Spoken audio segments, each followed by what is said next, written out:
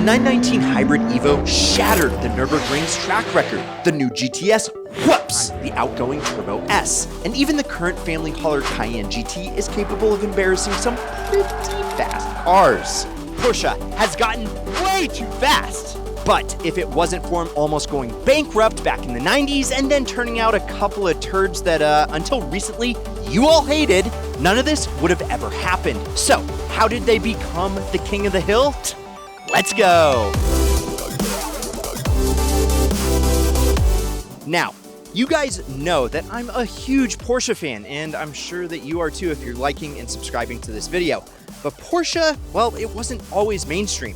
You all know Porsche is a company that was founded way back in the early 1900s, and that in the early 60s, they penned one of the most iconic models of all time. And that led to some fantastic cars, like the 930 Turbo, the 959, the race-bred Carrera GT, and of course, the 918, an experiment on hybrid and environmentalism. Plus, you probably also know that Porsche is the most winning manufacturer ever in motorsport. But what you might not know is that without them flirting with bankruptcy in the 1990s, following the lead of Pontiac, Saturn, Mercury, Saab, man, what a blast from the past.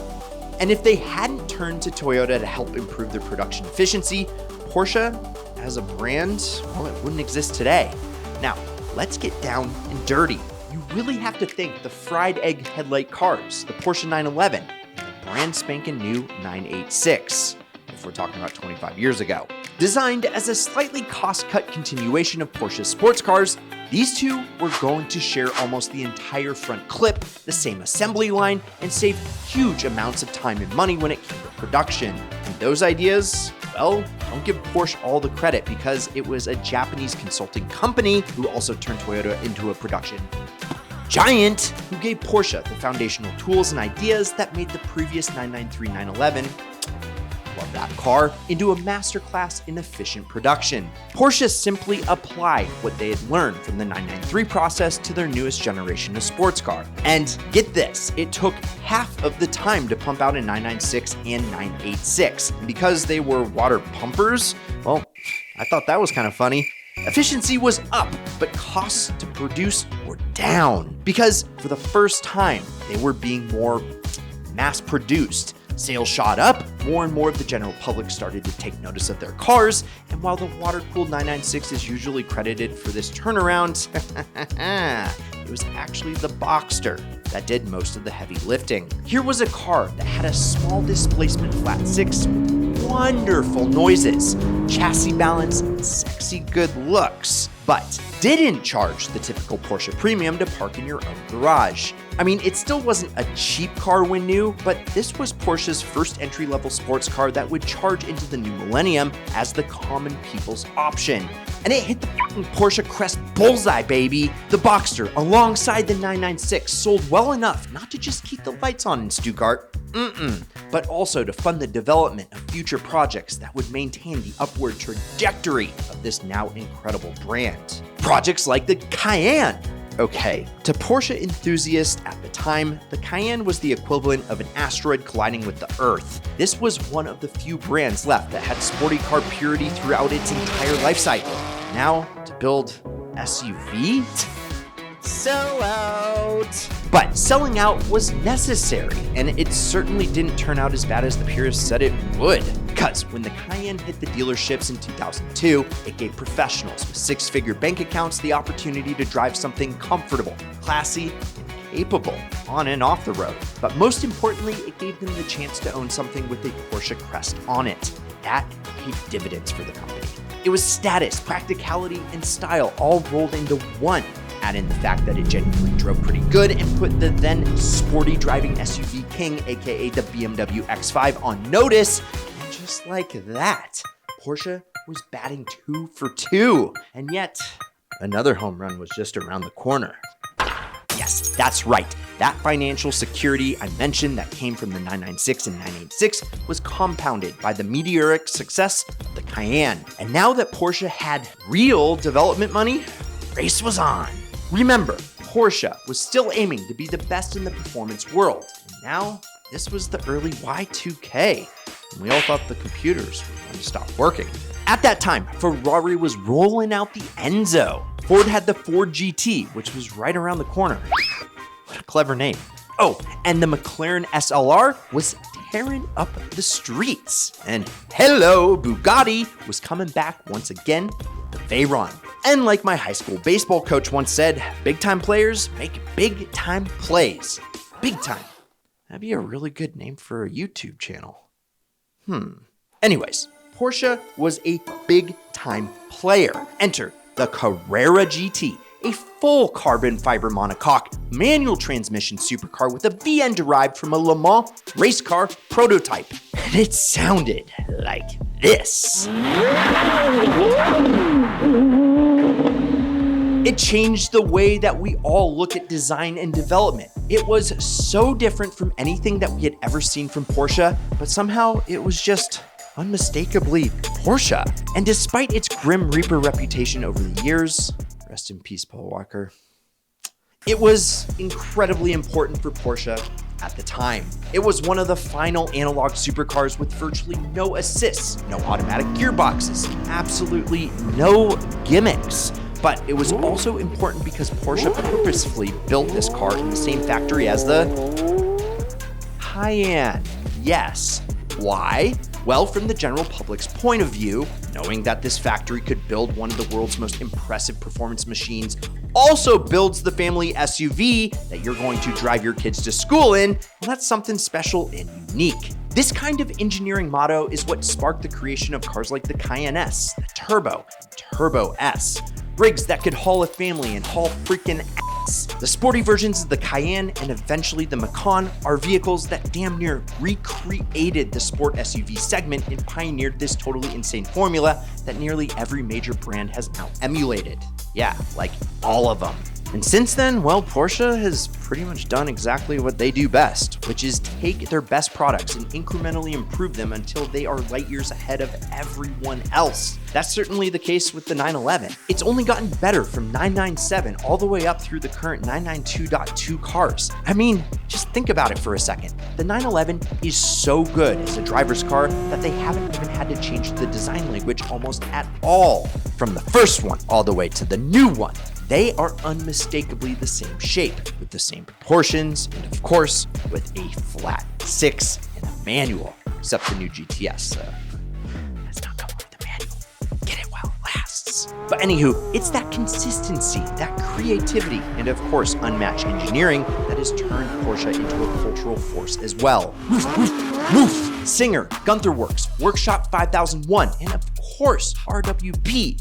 Get overnight parts from Japan and essentially make the badass wide-body Porsche 911. Although their water-cooled ones, I don't know if they work. But the air-cooled ones, the 964s, 993s, I'll eat that for breakfast, lunch, and dinner. But besides that, draw a circle around all these different tuners. And since so many have locked onto Porsches because they're timeless, I mean, that means that they are incredible. And plus, those companies have their own individual fan bases that have each influenced car culture forever. I mean, RWB alone, Trav and I have been to a couple of their builds, and they have melded the best of Japanese customization and tuning with German engineering and turned what was one man with a vision into an international icon of taste. Cotton candy. Oh, and let me know your thoughts on RWBs below because, kind of divided, but what I know we're not divided on is making money driving ideal cars. So check out our brand spanking new free workshop pinned in the first comment below. And Porsches, you know, you can widen them, lower them, mod them, and smoke a cigarette while cutting into one with a power saw. And it's just always cool because Porsche provides the basis for creativity in a way that no other brand really does. They don't have to tolerate this rambunctious activity with their cars, but they do. They aren't gonna slap you with some cease and desist like someone else might. Ferrari. Sorry, something was in my throat. And you know what else they don't have to do? Provide all of their owners of all eras of Porsches with official reproduction parts from their Porsche Classic department. Guess what? They do, but I think one extremely important part of what attracts people to this brand is something we haven't really mentioned yet. Rennsport, or motorsport. Porsche is the winningest company in the history of motorsports. Let that set in for just a second. They have more combined championships in various racing series than any other company ever. They dominated Le Mans. They cleaned up in Group 4 racing. They continue to have incredible success with GT car racing too. And well, we won't go into their F1 attempts because, yeah, those were a rough world. But that doesn't matter because they continued to push the developmental needle forward in all kinds of ways. The 918 Spider, for example, is a car that Porsche created to show the capability of hybrid technology when no one else was doing it. The P1, kinda, but that was more of a race car, where the 918 got like 87 miles to the gallon, and it became one of the most recognizable supercars of the 21st century for both car people and their NPC friends who could care less. NPC, yes, non-car people, for enthusiasts that don't know that like me. Yeah. They even developed their tech further with the 919 Hybrid in 2018 and broke the all-time Nürburgring lap record. Pretty cool.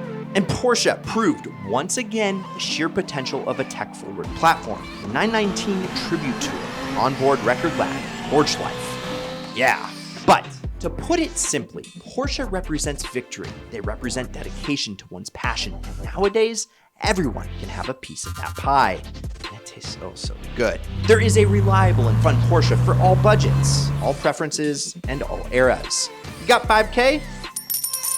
Well, I don't, but if you do, well, you can get a 986 Boxster and have a ton of fun in your box turd. You have 5K, but you think the 986 is ugly? Bam! 944. Got 13K? Well, go grab yourself a Dial 911. And do you have 50K burning a hole in your pocket and you don't want a two-seat sports car? How about a badass Cayenne Turbo S that will slaughter pretty much everything on the road? I could go on forever and ever because you can spend more and get more, but these are all fantastic cars for the money. Essentially, they are life's most exciting four-wheeled piggy banks because they don't lose money. You buy them right using the ideal car strategies. And what all these cars have culminated to is a company that, despite its struggles, is currently making the car business look easy. Porsche was one of the few companies that didn't suffer immensely during the pandemic. Like, they actually profited 2 billion euros before 2020, which is like 7,000 bucks, maybe a little bit more. And they held on to all their employees while other companies were laying them off. And instead of losing money on every 911 they make like it was in the good old days 30 or 40 years ago, Porsche now turns an average 47% profit return on every single 911 that they build. Those are not numbers you see from any other car company, are they? Okay, now I'm going to try to sum up why I and a million plus other enthusiasts think there is no substitute. The 911, or really any Porsche for that matter, is a car that is comfortable in any situation. It's comfortable enough to drive around every day. It's nimble enough for the track and the back roads. It's flashy enough to impress your date. Ask me how I know. It sounds good, just loud enough when you want the attention, and, well, not loud enough when you don't. And it has enough power to squat, go, and not leave you for dead on a 40-day road trip. Yeah, guys, Trav and I took this car right here on a 40-day road trip around the US, and not once did it have a hiccup. Plus, it's beautiful enough to be parked out front at the valet, and badass enough for Keanu Reeves, Magnus Walker. Look, with any other manufacturer, you can pick one or maybe two of those qualities and beat it, but none draws a circle around all of them. Hell, I owned an R8 for 2 years, which was benchmarked against the 911. And while, yeah, it comes close in a few of those categories, it is no Porsche. And honestly, the fact that my dad, who is a hardcore Ford enthusiast born in Dearborn, Michigan, has now converted to the dark side and he's on this journey with me enjoying Porsches, that tells you a lot. I love you, Dad.